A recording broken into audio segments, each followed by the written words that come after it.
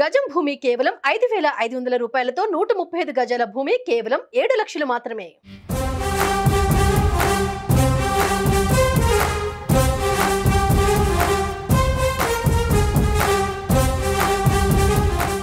AP political circles లో ఇప్పుడు ఒకటే అంశం హాట్ టాపిక్ గా మారింది. అది ప్రశాంత్ కిషోర్ టీడీపీ అధినేత చంద్రబాబును కలవడం. సడన్ గా బాబుకు ప్రశాంత్ కిషోర్ అవసరం ఏమొచ్చింది? జగన్ వ్యూహాలను చంద్రబాబు అంచనా వేయలేకపోతున్నారా? అందుకే పీకేను రంగంలోకి దింపారా? పీకే గత ఎన్నికల్లో తాను పన్నిన వ్యూహాలకు రివర్స్ స్ట్రాటజీలు వేస్తారా?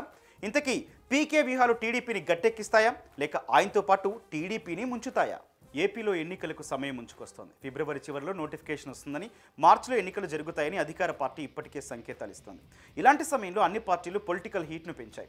ఈ సమయంలోనే ఒక అనూహ్య ఘటన చోటు చేసుకుంది. రాజకీయ వ్యూహకర్త ప్రశాంత్ కిషోర్ అకస్మాత్తుగా ఆంధ్రప్రదేశ్లో దిగబడ్డారు. గత ఎన్నికల్లో వైసీపీని అధికారంలోకి తీసుకొచ్చారని అన్ని పార్టీలు భావిస్తున్న ప్రశాంత్ కిషోర్ ఇప్పుడు టీడీపీకి సపోర్ట్ చేస్తారని ప్రచారం ఊపందుకుంది. ప్రశాంత్ కిషోర్తో డీల్ అంటే మామూలుగా ఉండదు.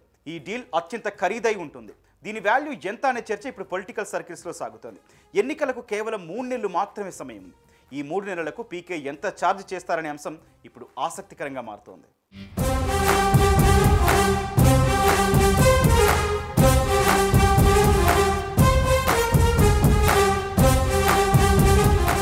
రాజకీయాలు అత్యంత ఖరీదైనవిగా మారిపోయాయి. ఎన్నికల ఖర్చు తడిసి మోపెడవుతోంది.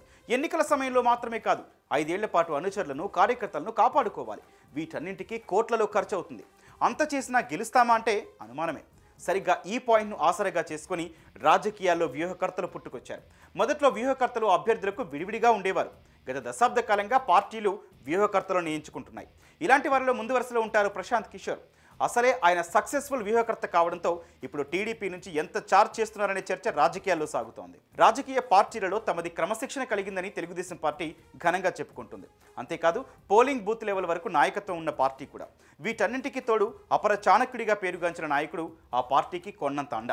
ఇలాంటి పార్టీకి ఇప్పుడు సడన్గా ప్రశాంత్ కిషోర్ అవసరం ఏమొచ్చిందనే టీడీపీ శ్రేణులను వేధిస్తోన్న ప్రశ్న.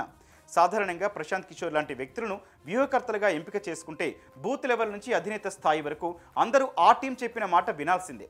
ఈ విషయంలో గతంలో కేసీఆర్, ప్రశాంత్ కిషోర్ల మధ్య సఖ్యత కుదరకపోవడానికి కారణంగా కె చంద్రశేఖర్ రావే ఒక సందర్భంగా చెప్పారు. మరి చంద్రబాబు నాయుడు పార్టీ మొత్తాన్ని పీకేకి వదిలేస్తారన్నది అసలు ప్రశ్న. సరే, పీకేకు అప్పగించారే అనుకుందాం. పీకే వ్యూహాలను ఏ విధంగా గ్రౌండ్ లెవెల్లో అమలు చేయగలరన్నది బిగ్ క్వశ్చన్. అంతేకాదు, పీకే ఎంత క్లోజ్గా మానిటరింగ్ చేసినా తక్కువ టైంలో ఆయన ఫలితాలు సాధించడం సాధ్యమేనా అన్నది కూడా ఒక ప్రశ్నగా ఉంది.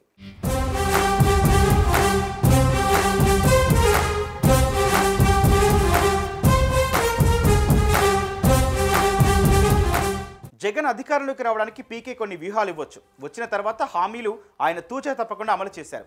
ఆ విధంగా ఆయన అనేక వర్గాలతో కూడా మమేకమయ్యారు. బీసీ ఓటు బ్యాంకుని తన వైపుగా తెచ్చుకున్నారు.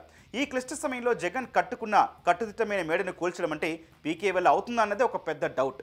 ఇక పీకేకు నాడు ఉన్న సొంత టీం అయితే నేడు లేదు. పైగా ఆనాటి టీం అంతా అంటే ఐపాక్ ఇప్పుడు జగన్తో ఉంది. మరి పీకే టీడీపీకి ఎలాంటి సేవలు అందించగలడు? చంద్రబాబు సీనియర్ మోస్ట్ నేత, 3 సార్లు సీఎంగా పనిచేసిన నాయకుడు. ఆయన్ని సీఎంగా అంతా చూశారు. ఆయన ఏంటో జనాలకు బాగా తెలుసు.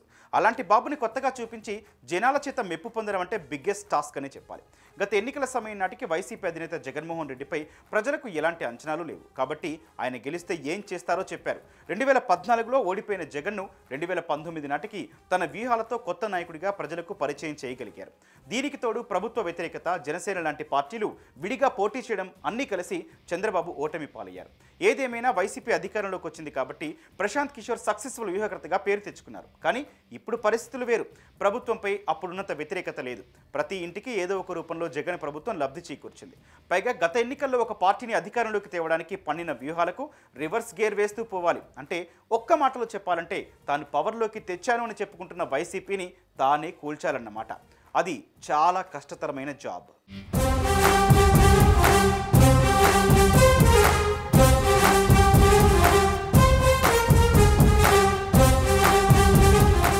ధనమూలం ఇదం జగత్ అన్నారు. ఈసారి ఎలాగైనా గెలవాలనే పట్టుదలతో ఉన్న తెలుగుదేశం పార్టీ అందుకోసం ఏ అవకాశాన్ని వదులుకోవడం లేదు. ఈ వ్యూహంలో భాగంగానే ప్రశాంత్ కిషోర్ను ఏపీకి రప్పించాలనే చర్చ పొలిటికల్ సర్కిల్స్లో సాగుతోంది.